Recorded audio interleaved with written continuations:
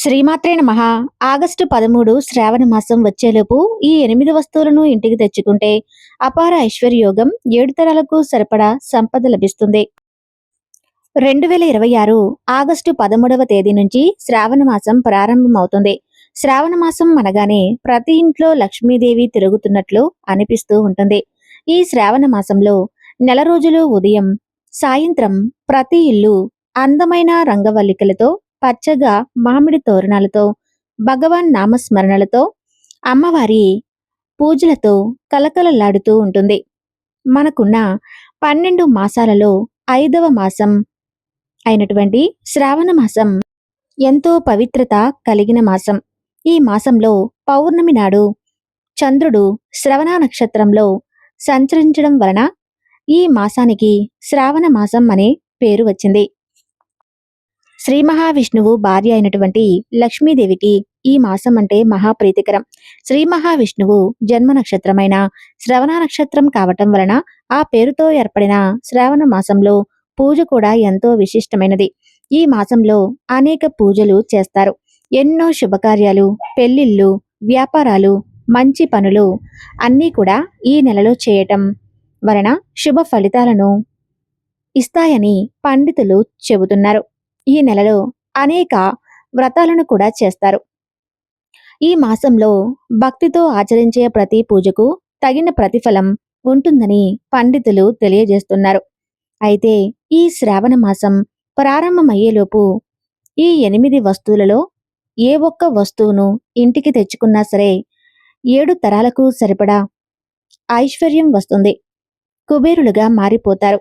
లక్ష్మీదేవి మీ ఇంటికి వస్తుంది. మీరు చేసే పూజలకు 1000 రెట్లు ఫలితాలని ఇస్తుందని వేద పండితులు చెబుతున్నారు. శ్రావణ మాసం ప్రారంభమయ్యే లోపు ఈ వస్తువులను తెచ్చి మీ పూజా గదిలో పెట్టుకోవటం వలన మీరు చేసే పూజలకు అధిక ఫలితం వస్తుంది. లక్ష్మీదేవి అనుగ్రహంతో మీ కష్టాలన్నీ కూడా తీరిపోతాయి. మీకు వద్దన్న ధనం వచ్చి పడుతుందని పండితులు అంటున్నారు. శ్రావణ మాసం ప్రారంభమయ్యేలోపు ఇంటికి తెచ్చుకోవలసిన ఆ వస్తువులు ఏమిటో ఇప్పుడు ఈ వీడియోలో మనం వివరంగా తెలుసుకుందాం. శ్రావణ మాసం అనేది దక్షిణాయనంలో వచ్చే విశిష్టమైన మాసాల్లో ఒకటి. ఈ మాసం శివ పూజకు విశిష్టమైనదిగా చెప్పబడుతుంది. ముఖ్యంగా దేవతారాధనలో శివకేశవ భేదం లేకుండా పూజించడానికి విశేషమైనది. ఈ నెలలో చేసే చిన్న దైవ కార్యమైన కొన్ని వేల రెట్ల శుభ ఫలితాలను ఇస్తుందని ప్రతీతి. శ్రావణ సోమవారాలు పగలంతా ఉపవాసం ఉండి రాత్రి వేళల్లో స్వామివారికి రుద్రాభిషేకాలు, బిల్వర్జనలు చేస్తే పాపాలు తొలగిపోతాయని శాస్త్రం చెబుతుంది. అంతేకాకుండా అమ్మవారికి ఆమెను పూజించే వారికంటే ఆ పరమేశ్వరుణ్ణి పూజించేవారు అంటేనే ఎక్కువ మక్కువ అని పండితులు చెబుతున్నారు. ఈ శ్రావణ మాసంలో ఇంటి ఇలవేలుపు అయిన శ్రీ వెంకటేశ్వర స్వామిని పూజించడం సాంప్రదాయంగా వస్తుంది. ప్రతి శ్రావణ శనివారం రోజున భక్తులు అఖండ దీపం వెలిగించి ఉపవాసం ఉండి ఆ స్వామికి తమ భక్తిని తెలియజేస్తారు. అలాగే మంగళగౌరి వ్రతం కూడా చేస్తారు. ఈ వ్రతం గురించి నారదులు సావిత్రికి, శ్రీకృష్ణుడు ద్రౌపదికి తెలిపినట్లు పురాణాలు చెబుతూ ఉన్నాయి. ఈ వ్రతాన్ని కొత్తగా పెళ్లైన వారు ఆచరించాలి. శ్రావణ మాసంలో అన్ని మంగళవారాల్లో చేసే వ్రతమే ఈ మంగళగౌరి వ్రతం. దీనినే శ్రావణ మంగళవారం వ్రతం అని కూడా, మంగళగౌరి నోము అని కూడా వివిధ రకాలుగా పిలుస్తూ ఉంటారు. వరలక్ష్మి వ్రతం గురించి ఎంతో మంది మహిళలు ఎదురుచూస్తూ ఉంటారు. శ్రావణ మాసంలో పౌర్ణమి తిథి ముందు వచ్చే శుక్రవారం రోజు ఈ వరలక్ష్మి వ్రతం చేస్తారు. ఒకవేళ అప్పుడు వీలు కాకుంటే తర్వాత వచ్చే శ్రావణ శుక్రవారంలో ఏదైనా ఒక వారం ఈ వ్రతాన్ని ఆచరించవచ్చు. పూజా మందిరంలో నిండుగా కలశాన్ని ఏర్పాటు చేసుకొని దానికి వరలక్ష్మీదేవి ప్రతిమలను అలంకరించి పూజ చేస్తారు. ముత్తైదులను పిలిచి తాంబూలాలను ఇస్తారు. ఈ పూజ వలన సౌభాగ్యం, సంతోషం, ధనధాన్యాలతో వర్ధిల్లుతారు. ఈ వ్రతం గురించి స్వయంగా శివుడు పార్వతీదేవికి వివరించినట్లుగా పురాణాలు చెబుతూ ఉన్నాయి. దీనితో పాటు నాగపంచమి, శ్రీకృష్ణ జన్మాష్టమి మహిళలకు ఎంతో ప్రీతికరమైనవి. అలాగే రాఖీ పండుగ కూడా ఈ శ్రావణ మాసంలోనే వస్తుంది. అలా ఈ మాసమంతా కూడా పచ్చటి తోరణాలతో, పసుపు కుంకుమలతో పిండి వంటలతో ప్రతి ఇల్లు కలకలలాడుతూ ఉంటుంది. ఎన్ని విశిష్టతలు కలిగిన శ్రావణ మాసం ప్రారంభమవుతుంది అనగానే మనలో ఏదో తెలియని ఉల్లాసం మొదలవుతుంది. అయితే అదే ఉత్సాహంతో శ్రావణ మాసం ప్రారంభమయ్యేలోపు ఈ 8 వస్తువులలో ఏదో ఒక వస్తువు ఇంటికి తెచ్చుకుంటే తరతరాలకు తరగని ఐశ్వర్యం వచ్చి కుబేరుడిగా మారిపోతారని వేద పండితులు చెబుతున్నారు. శ్రావణ మాసంలో మొట్టమొదటిగా తెచ్చుకోవలసిన వస్తువు ఏమిటి అంటే నెమలి ఈక. ఈ నెమలి ఈకను శ్రావణ మాసంలోపు ఇంటికి తెచ్చుకొని పూజా గదిలో పెట్టుకుంటే మీ ఇంట్లో ఉన్న అశాంతి, నరఘోష, నరదృష్టి అన్నీ కూడా తొలగిపోతాయి. లక్ష్మీదేవి మీ ఇంటికి వస్తుంది. శ్రీకృష్ణ పరమాత్మకు, వెంకటేశ్వర స్వామికి, సుబ్రహ్మణ్య స్వామికి, లక్ష్మీదేవికి ఈ నెమలి ఈకలు అంటే చాలా ఇష్టం. శ్రావణ మాసం వచ్చేలోపు కనీసం 3 నెమలి ఈకలను అయినా సరే తెచ్చుకుంటే లక్ష్మీదేవి త్వరగా ప్రసన్నురాలు అవుతుంది. శ్రావణ మాసంలో చేసే పూజలకు తొందరగా ఫలితం వస్తుంది. ఆ తర్వాత రెండవ వస్తువు ఏమిటి అంటే గోమాత విగ్రహం. ఒక ఆవు దూడ ఉన్న చిన్న విగ్రహాన్ని ఇంటికి తెచ్చుకుని పూజా గదిలో పెట్టుకుంటే చాలా మంచిది. గోవు సకల దేవతా స్వరూపం. గోవులలో శ్రీ మహాలక్ష్మీదేవి కొలువై ఉంటుంది. గోవు ప్రతిమను పూజించడం వలన సకల శుభాలు కలుగుతాయి. అలాగే లక్ష్మీ అనుగ్రహం కలుగుతుంది. గోమాతను శ్రావణ మాసం వచ్చేలోపు తెచ్చుకుని శ్రావణ మాసంలో వచ్చే శుక్రవారం పాలతో అభిషేకించినట్లయితే లక్ష్మీదేవి అనుగ్రహం పరిపూర్ణంగా సిద్ధింపు చేసుకోవచ్చు. ఇక మూడవ వస్తువు ఏమిటి అంటే దక్షిణావృత శంఖం. శ్రావణ మాసంలోపు దక్షిణావృత శంఖాన్ని తెచ్చుకొని పూజా గదిలో పెట్టుకుని శ్రావణ మాసంలో ఆ శంఖంలో నీళ్లు పోసి ఆ నీటితో శివుడికి కాని, విష్ణువుకి కాని, సాలగ్రామానికి కానీ అభిషేకం చేస్తే మీకు ఉన్న కష్టాలన్నీ కూడా తొలగిపోతాయి. అలాగే ఐశ్వర్యం సిద్ధిస్తుంది. శంఖం అనేది సముద్రంలో దొరుకుతాయి. సముద్రం అంటేనే లక్ష్మీదేవి పుట్టిల్లు, శ్రీమన్నారాయణుడికి అత్తగారిల్లు. శంఖం సముద్రంలో పుట్టాయి, లక్ష్మీదేవికి సోదరుడు అవుతాడు. కనుక శ్రావణ మాసం వచ్చేలోపు ఒక దక్షిణావృత శంఖాన్ని పూజా గదిలో పెట్టుకుంటే మీకు అన్ని శుభాలే జరుగుతాయి. అలాగే నాలుగవ వస్తువు ఏమిటి అంటే లక్ష్మీ గవ్వలు. వెనక్కి తిప్పినప్పుడు పసుపు రంగు కలర్లో ఉండే గవ్వలను లక్ష్మీ గవ్వలు అంటారు. వీటిని 9 అయినా సరే శ్రావణ మాసం వచ్చేలోపు తెచ్చుకొని ఒక ప్లేట్లో వేసి పూజా గదిలో పెట్టుకోవాలి. ఇలా చేయటం వలన లక్ష్మీదేవి మీ ఇంటికి వస్తుంది. భార్యాభర్తల మధ్య కలహాలు రాకుండా ఉంటాయి. దంపతుల మధ్య ఐక్యత పెరుగుతుంది. అలాగే అన్యోన్య దాంపత్యం ఉంటుంది. ధనానికి లోటు అనేది రాదు. అంతేకాకుండా మీరు చేసే పూజలకు అధిక ఫలితం వస్తుంది. కనుక శ్రావణ మాసం వచ్చేలోపు లక్ష్మీ గవ్వలను తెచ్చి మీ పూజా గదిలో పెట్టుకోండి. అలాగే శ్రావణ మాసం ప్రారంభమయ్యేలోపు తెచ్చుకోవలసిన 5వ వస్తువులు ఏమిటి అంటే గోమతి చక్రాలు. ఈ గోమతి చక్రాలను 9 తెచ్చుకొని పూజా గదిలో పెట్టుకుంటే ఈ ప్రపంచంలో ఉన్న అన్ని గోవులను పూజించిన ఫలితం వస్తుంది.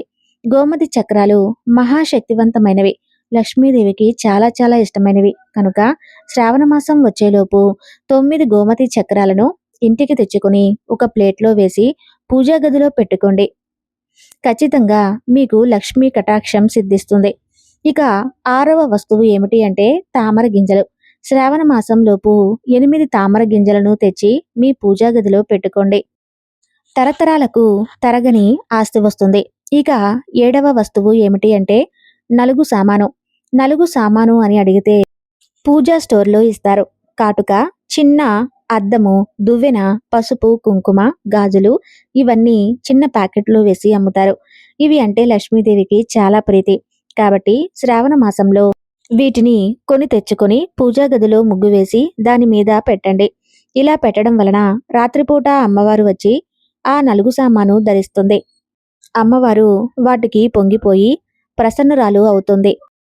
ఇక ఆఖరిది 8వ వస్తువు ఏమిటి అంటే భగవద్గీత. ఇప్పటి వరకు దేవుడు మందిరంలో పెట్టుకోకపోతే తప్పకుండా శ్రావణ మాసం వచ్చేలోపు భగవద్గీతను పెట్టుకోండి. ఖచ్చితంగా మీకు చాలా మంచి జరుగుతుంది. శ్రావణ మాసం వచ్చేలోపు ఈ 8 వస్తువుల నుండి మీరు ఏ ఒక్క వస్తువు తెచ్చుకున్నా తరతరాలకు తరగని ఐశ్వర్యం లభిస్తుంది. లక్ష్మీదేవి అనుగ్రహంతో కుబేరులుగా మారిపోతారు. ఈ వస్తువులు ఉన్నవారు తెచ్చుకోవలసిన పని లేదు. లేనివారు మాత్రం ఖచ్చితంగా తెచ్చుకోవాలి. అలా తెచ్చుకోవటం వల్ల శ్రావణ మాసంలో మీరు చేసే పూజలకు అధిక ఫలితాన్ని పొందుతారు. శ్రావణ మాసం అనగానే ప్రతి ఇంట్లో లక్ష్మీదేవి తిరుగుతున్నట్లు అనిపిస్తుంది. తెలుగు రాష్ట్రాల్లో ఈ నెల రోజులు కూడా ఉదయం సాయంత్రం ప్రతి ఇల్లు అందమైన ముగ్గులతో, మామిడి తోరణాలతో, భగవన్నామ స్మరణతో, అమ్మవారి పూజలతో కలకలలాడుతూ ఉంటుంది. అలాగే ఈ శ్రావణ మాసం వచ్చేలోపు పూజా గదిలో ఈ వస్తువులు కనుక ఉంటే తీసి బయటపడేయండి. లేదంటే మీ ఇంటికి అరిష్టం. లక్ష్మీదేవి మీ ఇంటికి రాదు. ఎంత పూజ చేసినా ఫలితం రాదని వాస్తుశాస్త్ర పండితులు చెబుతున్నారు. పూజా గది అందరి ఇళ్లల్లో ఉంటుంది. మన శరీరంలో గుండె ఎంత ప్రధానమైనదో మన గృహంలో ఉండే పూజా గది కూడా అంతే ప్రధానమైనది. అయితే పూజా గదిలో కొన్ని వస్తువులు పెట్టడం ద్వారా దేవుడు అనుగ్రహం అనేది మనకు కలగకుండా పోతుంది. అంటే కొన్నిసార్లు మనం ఎన్ని పూజలు చేసినా, ఎన్ని వ్రతాలు చేసినా, ఎన్ని నోములు నోచినా, అలాగే ఉపవాసం చేసినా, భగవంతుని భక్తితో ఆరాధించినా ఆ స్వామివారి అనుగ్రహం అనేది మీకు కలగదు. అలాగే మనస్ఫూర్తిగా దేవుణ్ణి ఆరాధించినా కూడా మీ కోరికలు అనేవి తీరవు. ఇలా జరగడానికి కారణం మనం చేసే చిన్న చిన్న తప్పులే. మనం చేసే చిన్న చిన్న తప్పుల వలన భగవంతుడు మన పూజా మందిరాన్ని విడిచి వెళ్ళిపోతాడు. మేము చెప్పేవి వస్తువులను పూజా గదిలో నుండి తీసి బయటపడేయండి. అప్పుడే దేవతా శక్తులు లక్ష్మీదేవి మీ ఇంట్లోకి వస్తుంది. అలాగే మీరు చేసే పూజలకు ఫలితాలను ఇస్తుంది. శ్రావణ మాసం వచ్చేలోపు అందరూ ఒక్కసారి పూజా గదిని క్లీన్ చేసుకోండి. దుమ్ము ధూళి బూజు ఏమీ లేకుండా శుభ్రంగా ఉంచుకోండి. అలాగే ఈ వస్తువులను కూడా శ్రావణ మాసంలోపు పూజా గది నుండి తప్పనిసరిగా తొలగించండి. లేదంటే మీ ఇంటికి అరిష్టం పట్టుకుంటుంది. ఇంతకీ శ్రావణ మాసం వచ్చేలోపు పూజా గది నుండి తొలగించుకోవలసిన వస్తువులు ఏమిటో ఇప్పుడు ఈ వీడియోలో మనం తెలుసుకుందాం. మొదటిగా పూజా గదిలో చిత్రపటాలు అంటే చనిపోయిన వారి ఫోటోలు పెట్టకూడదు. మీ ఇంట్లో ఎవరైనా కానీ చనిపోతే కొంతమంది వారి చిత్రపటాలను తెచ్చి పూజా గదిలో పెడుతూ ఉంటారు. కానీ అది పెద్ద పొరపాటు. తల్లిదండ్రులు కదా, వాళ్ళు కూడా దేవుళ్ళతో సమానమే కదా అనుకుని వారి ఫోటోలను కూడా పూజా గదిలో పెట్టి దేవునికి పూజ చేసేటప్పుడు వాళ్ళకు కూడా పూజ చేస్తే రెండూ ఒకేసారి పూర్తయిపోతాయి అని చెప్పేసి అనుకుంటూ ఉంటారు. కానీ అది చాలా పెద్ద తప్పు. ఎందుకంటే పితృదేవతలు ఉన్న చోటుకు దేవతలు, దేవతలు ఉన్న చోటుకు పితృదేవతలు రారు. అందుకే పితృ కార్యాలు చేసేటప్పుడు దేవతలను ఆహ్వానించే పనులు చేయరు. ఇంటికి తోరణం కట్టరు, ముగ్గు వేయరు, గంట మోగించరు. కాబట్టి చనిపోయిన పితృదేవతల ఫోటోలు పూజా గదిలో పెడితే దేవతలు పూజ గదిలో ఉండరు. వారు మన ఇంటి నుండి వెళ్ళిపోతారు. ఆ తర్వాత మనం ఏం చేసినా ప్రయోజనం ఉండదు. కాబట్టి పితృదేవతల ఫోటోలు పూజా గదిలో కనుక ఉంటే శ్రావణ మాసం వచ్చేలోపు తీసి ఇంకొక చోట పెట్టుకోండి. అది కూడా దక్షిణం గోడవైపు పెట్టుకుంటే చాలా మంచిది. మీకు అంతా శుభమే జరుగుతుంది. అలాగే పూజా గదిలో ఉండకూడని రెండవ వస్తువు ఏమిటి అంటే ఇనుప సామాన్లు. కత్తి, సుత్తి, మేకులు లాంటివి పూజా గదిలో అస్సలు పెట్టకూడదు. కొంతమంది కొబ్బరికాయను కొట్టడానికి, పీచు తీయడానికి పూజా గదిలో ఇనుప వస్తువు లాంటివి పెడతారు. కానీ అలా కూడా పెట్టకూడదు. ఎందుకంటే ఇనుము అనేది దరిద్ర దేవతకు ప్రతినిధి. దరిద్ర దేవతకి గజ్జల తల్లి, అలక్ష్మి, జ్యేష్ఠ దేవత అని పేర్లు కూడా ఉన్నాయి. అందుకే పూజా గదిలో ఎప్పుడూ కూడా ఇనుప వస్తువులను పెట్టకూడదని పండితులు చెబుతున్నారు. ఇనుముకు బదులుగా రాగి లేదా ఇత్తడి వస్తువులను వాడితే చాలా మంచిది. అలాగే ఇనుప మేకులతో మీ దేవుడు ఫోటోలు ఉంటే ఆ ఫోటోలో ఉన్న ఇనుప మేకులు తీయడానికి వీలు లేకపోతే ఆ మేకుకి కొంచెం పసుపు రాయండి. దీని ద్వారా కూడా ఆ దోషం పోతుంది. ఎందుకంటే పసుపు అనేది లక్ష్మీదేవికి ఎంతో ఇష్టం. పూజా గదిలో ఉండకూడని మూడవ వస్తువు ఏమిటి అంటే పగిలిన ఫోటోలు. కొన్ని దేవతా పటాలు పగిలిపోయి ఫ్రేమ్లు పాడైపోయి ఉంటాయి. ఫోటో లోపల ఉండే దేవతా ఫోటో మాసిపోయి ఉంటుంది. అటువంటి పాత చిత్రపటాలు మీ పూజా మందిరంలో ఉంటే వాటిని మీ పూజా గది నుండి వెంటనే తొలగించండి. ఫ్రేమ్ లోపల ఉండే పేపర్లు తీసి పారే నీటిలో వదిలేయండి. అంతేకాని ఫోటో మొత్తం తీసుకెళ్లి అలా నీటిలో పడేయకూడదు. ఇలా ఫోటో తొలగించిన తర్వాత ఫ్రేమ్ అలాగే ఉంటే ఇంకొక కొత్త ఫోటో తెచ్చి పెట్టుకోండి. చాలా మంది దేవుడి ఫోటోలు తుడవడానికి పాత లేదా చిరిగిపోయిన పంచలు టవళ్ళు పూజా గదిలో పెట్టి వాడుతూ ఉంటారు. కానీ ఎట్టి పరిస్థితుల్లో కూడా చిరిగిపోయినవి పూజా గదిలో పెట్టకూడదు. అలా చేస్తే లక్ష్మీదేవి మీ ఇంట్లో ఉండదు. మరి ఎలా శుభ్రం చేయాలంటే నాప్కిన్స్ తెచ్చుకుని పూజా గదిలో పెట్టి వాటితో ఫోటోలు శుభ్రం చేసుకుంటే సరిపోతుంది. ఎవరైతే ఇంటిని శుభ్రంగా ఉంచుతారో అక్కడ ఖచ్చితంగా లక్ష్మీదేవి స్థిర నివాసం ఏర్పరచుకుంటుంది. అలాగే ఒకే రకమైన దేవతా మూర్తులను పూజా గదిలో పెట్టకూడదు. గణపతి విగ్రహం ఉందనుకోండి, అదే రకంగా ఉన్న గణపతి విగ్రహాన్ని ఇంకొకటి పెట్టకూడదు. ఒక అమ్మవారి ఫోటో ఉండగా మళ్ళీ అలాంటి ఫోటో తెచ్చి పూజా గదిలో పెట్టకూడదు. ఒకే రకమైన రెండు దేవతా మూర్తులను ఉండే ఒకే రకమైన రెండు ఫోటోలు ఉన్నా కూడా ప్రమాదమే. కనుక ఒకటి కంటే ఎక్కువ ఫోటోలు ఉంటే శ్రావణ మాసం వచ్చేలోపు వీటిని తీసేయండి. చిరిగిపోయిన పుస్తకాలను, నల్లని వస్త్రములను కూడా పూజా గదిలో పెట్టుకోకూడదు. వీటితో పాటు వాడిపోయిన పూలు కూడా పూజా మందిరంలో అస్సలు పెట్టకూడదు. అంటే ఈ రోజు పూలతో పూజ చేస్తే మరుసటి రోజు ఉదయం వాటిని తీసేయాలి. దీపారాధనలో వాడే సామాగ్రిని కూడా ఆ రోజు తీసేసి వీటిని పారే నీటిలో కలిపేయండి. ఒకటి మాత్రం గుర్తుంచుకోండి, మీరు పూజకు వాడే ప్రతి వస్తువు ఎక్కడా కూడా బయట పడేయకూడదు. వాటిని పారే నదిలో మాత్రమే వేయాలి. మేము చెప్పిన విధంగా శ్రావణ మాసం వచ్చేలోపు ఈ వస్తువులను పూజా గది నుండి తొలగిస్తే లక్ష్మీదేవి మీ పూజా గదిలోకి వస్తుంది. మీరు చేసే పూజలకు ప్రతిఫలాలను ఇస్తుంది. లేదంటే మాత్రం మీ ఇంటికి అరిష్టం చుట్టుకుంటుంది. ఈ వీడియోలో సమాచారం మీకు నచ్చినట్లయితే తప్పకుండా ఈ వీడియోకి లైక్ చేసి మీ అభిప్రాయాన్ని కామెంట్ రూపంలో తెలియచేయండి. ధన్యవాదాలు.